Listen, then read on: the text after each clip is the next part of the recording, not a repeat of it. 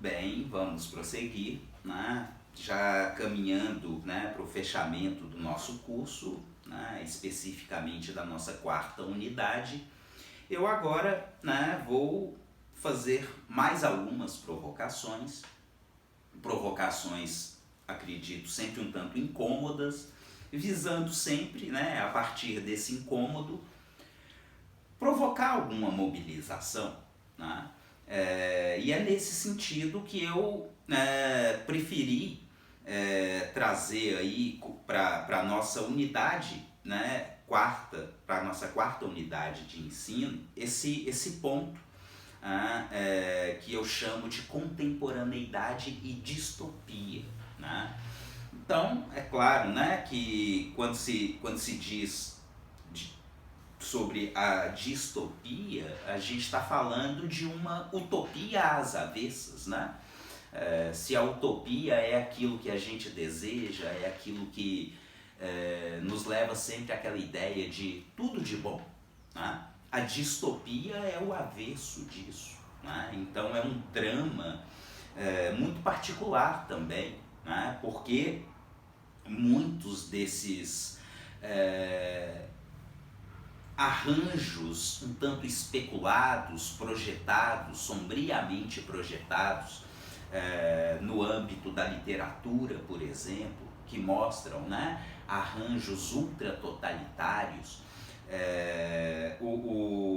A própria análise do Foucault em torno do poder disciplinar e do biopoder, né, e hoje pensadores fortemente influenciados por Foucault que continuam fazendo esse tipo de reflexão, como o Agamben, que eu já havia comentado com vocês, né, que fala do estado de exceção e da vida nua, como Achille Mbembe, né, um grande intelectual que está super na moda atualmente, né, um intelectual africano, e que a partir de Foucault tem escrito sobre a necropolítica e o brutalismo, a brutalização, né?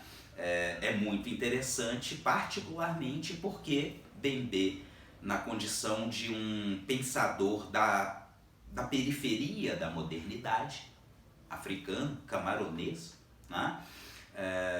Com toda aquela história colonial, né? Enfim, é um pensador que se mostra particularmente relevante para nós que temos uma história muito parecida, né? Marcada pela subalternização eurocêntrica.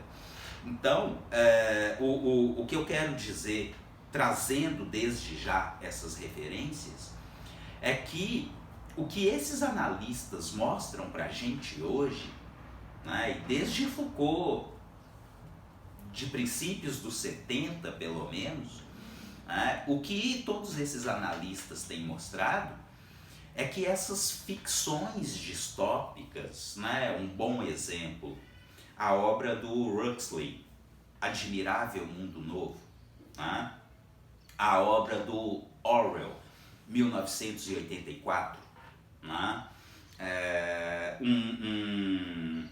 algo mais recente, da década de 80, né?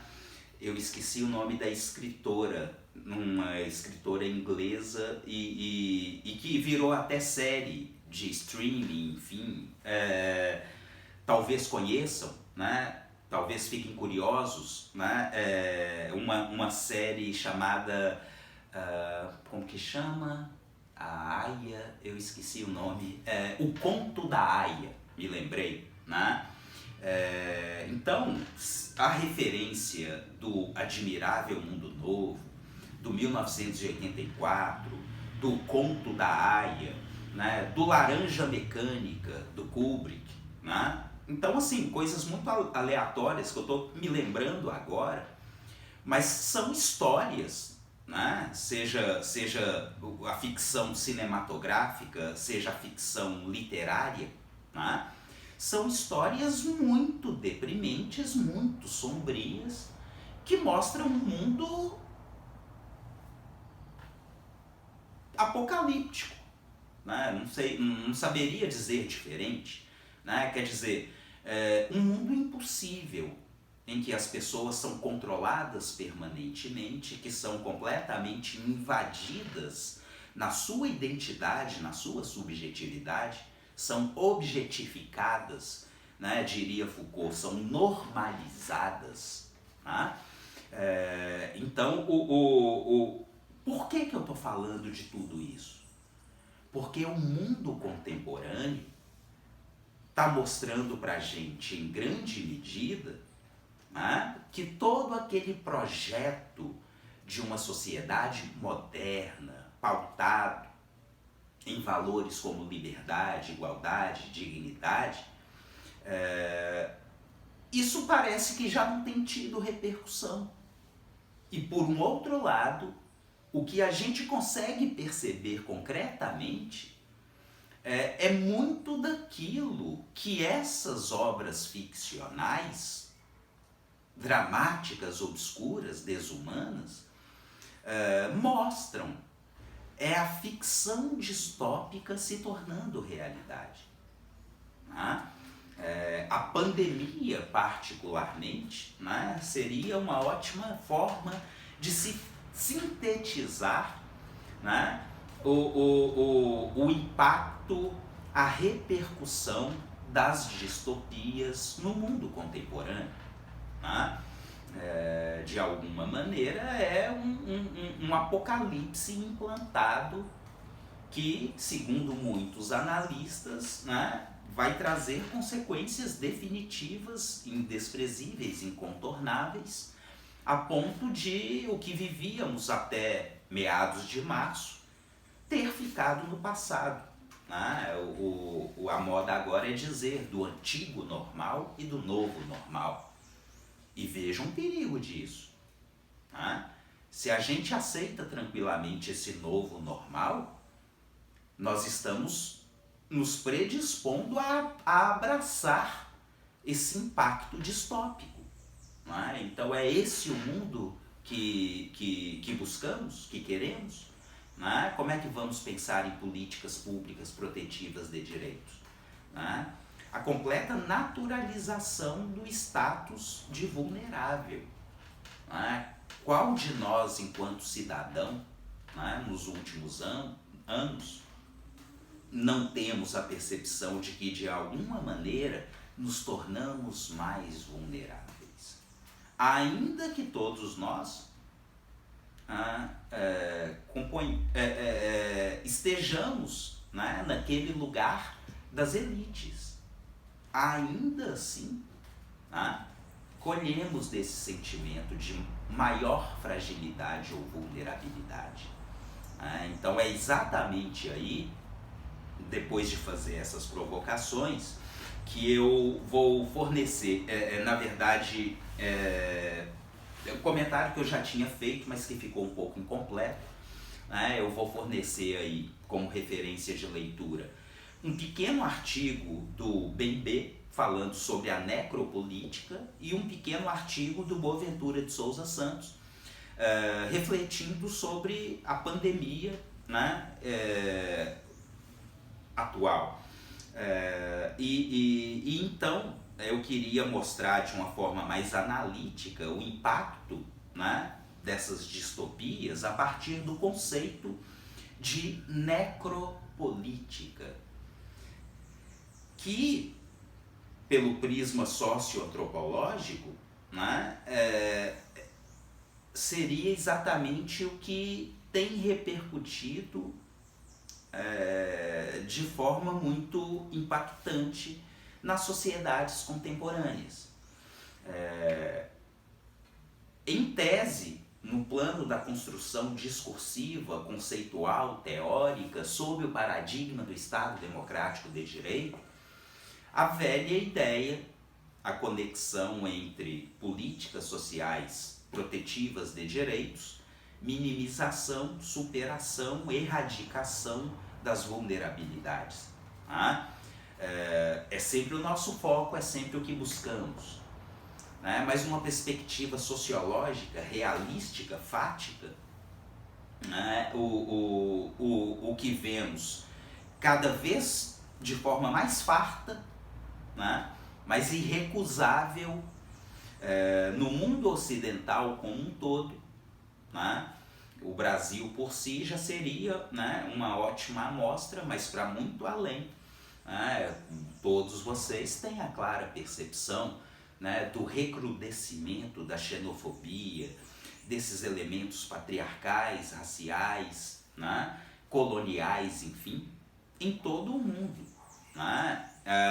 O espaço que agremiações ou partidos políticos de perfil fascista, neofascista, totalitários, enfim, ultranacionalistas, né? Mas a inserção que essas agremiações políticas passam a ter hoje, né, em muitos países da Europa, já hegemônicos, né, ocupando, né, altos ministérios, né, em muitos outros não chega a tanto ainda, mas já com cadeiras no parlamento. Né? Então, isso é muito preocupante. Né? Para além, né, da própria Europa, o Brasil, um excelente exemplo, a Índia, um excelente exemplo.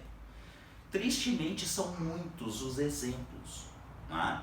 Exemplos que mostram um amplo processo de desconstituição de direitos, de implosão, né, no âmbito das políticas sociais públicas. A melhor referência para nós, outra vez, né, são as notícias. Né? Convido também a que voltem, né, naquela reunião ministerial, né, de fins de abril, que veio a lume, né?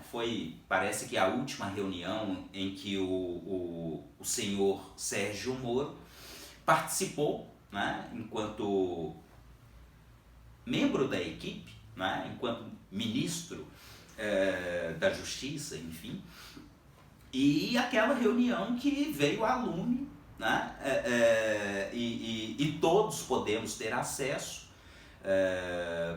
visitando, né, a grande mídia, e é uma reunião muito sugestiva, né, que confirma, muito, né, me permitam ser mais enfático, né, não é uma questão de sugestiva, é uma questão mesmo de corroborar, confirmar de uma vez por todas, toda essa corrosão, toda essa erosão, tanto do discurso, né, em relação à performance, né, dispensa-se até comentários.